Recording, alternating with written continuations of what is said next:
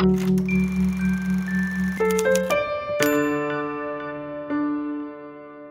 I was a kid, I read a lot of Sherlock Holmes. Sir Arthur Conan Doyle modeled Sherlock Holmes after a famous physician in the United Kingdom who figured out a great deal about criminology by studying the ways in which people moved and so forth.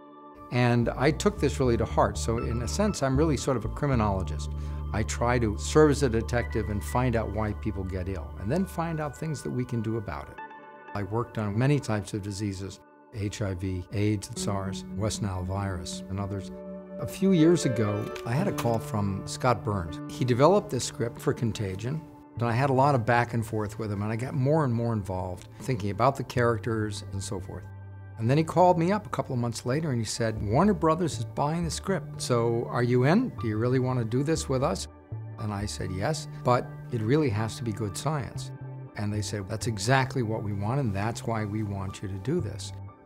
I spent 6 weeks on set. I designed the virus, which was a lot of fun, and I helped sort of look at what the monkeys would look like and what the costumes would be. And I had Kate Winslet and Jennifer Ely come through my laboratory. Elliot Gould, I trained on set. The virus is 15 to 19 kilobases in length and containing 6 to 10 genes. I was able to instruct Gwyneth Paltrow in the proper way to have a seizure.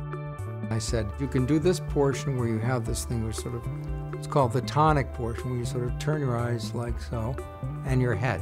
And then I said, as you come out of that, imagine you had just had a migraine headache and you're a little bit confused, a little bit out of it. She got it with one hit. She was remarkable. One of my mentors, Josh Letterberg, who died about 5 years ago, impressed upon me the importance of communicating science to the public. This movie has been shown all over the world. We've been able to explain why they need resources for public health. Kids who might otherwise not have gone into science are going into science. And the day after the movie aired, the CDC had a whole host of applications. It has had an important impact on the development of public health response. Now, there were some things which I'll never forget. I would sit and talk for hours with Lawrence Fishburne. What is the difference between theater and film?